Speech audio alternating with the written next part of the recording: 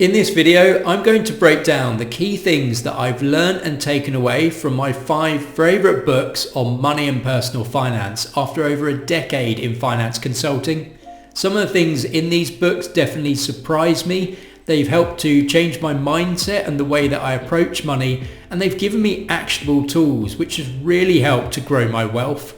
So let's start with the first book, and probably my favourite, and that is The Psychology of Money. I'm a big believer that money is as much about psychology as it is about maths. It's about our feelings and emotions towards money and our past experiences with money. This book is all about understanding how managing our emotions plays a huge role in both our good and bad money decisions. I think it's a great mindset book to start with. There are lots and lots of learnings from it, but I'll give you 2 of my key takeaways to give you a flavour of the book's content. The first takeaway was the concept of paying the price. Everything you do comes at a price, whether it's monetary in dollars or pounds, or an emotional price like fear, doubt or stress. This is particularly true when investing, as the price you pay is not just the price you pay for the stock, it's also the emotional volatility and stress that comes with it. In today's society, everything moves so fast and people expect results immediately. But with investing, checking back every few days or every week to see if the price has changed, that's where the emotional trap comes in. Let's say you invested in an S&P 500 index fund at the beginning of 1980. Then it's gone up around 16,000% since then. But you would have still had to face about 13 years combined where your investment portfolio was down 20% from its high, and 8 months where it was down 50%. It's only after paying the emotional price and sticking out through those price drops that you would have benefited from compounded results. And the longer you're able to ride out the volatility, the fear, the worry, and stay invested, the more your money will work for you. My second takeaway from the book is about how wealth is what we don't see. We often confuse being wealthy with being rich. Rich people are able to buy lavish things, but they might not actually have any assets which grow their wealth. On the other hand, for wealthy people, we can't see their bank account or the assets that they have.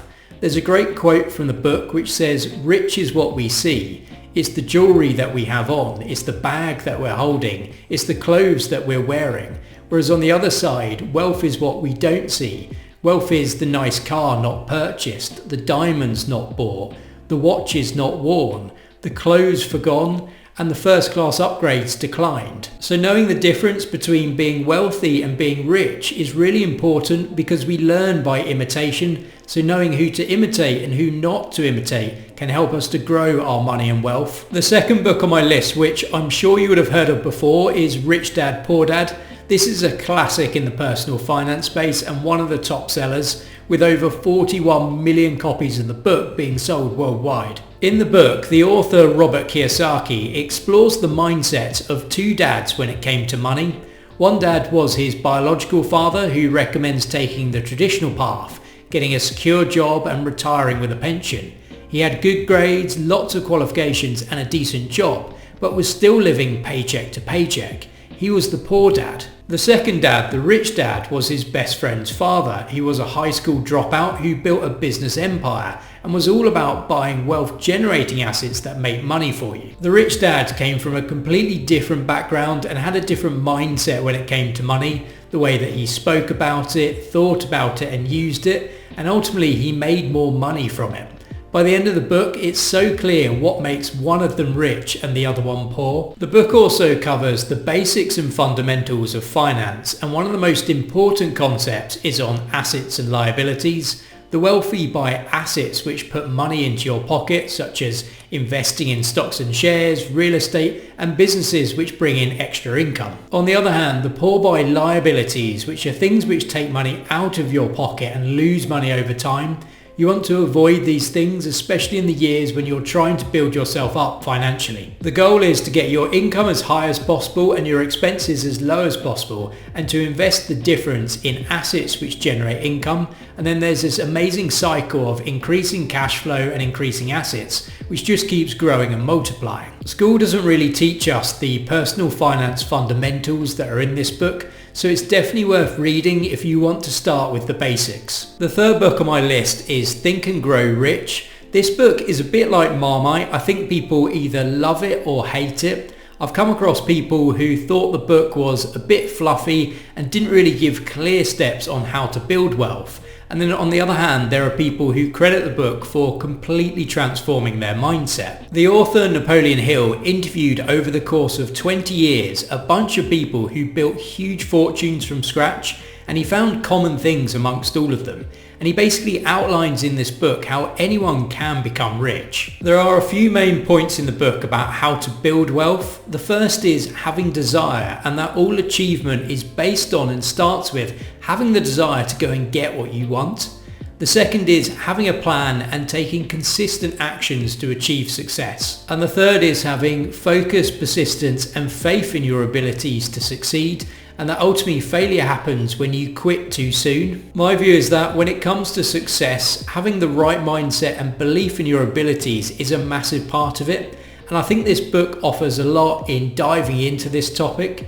But if you want a book on the actions to take to grow your wealth, then in my view, there are other books out there to help you with this, which I'll be coming to next in this video. The fourth book is another one by Robert Kiyosaki, and that is the Cashflow Quadrant. There are hundreds of ways to make money, and the book paints a picture of this, and that you don't have to be tied to your 9-to-5 job. In fact, relying purely on your job might be the worst thing you can do in terms of making money and seeking financial freedom. The Cashflow Quadrant that the author discusses represents 4 ways to make money. The first is being an employee, so working a 9-to-5 job.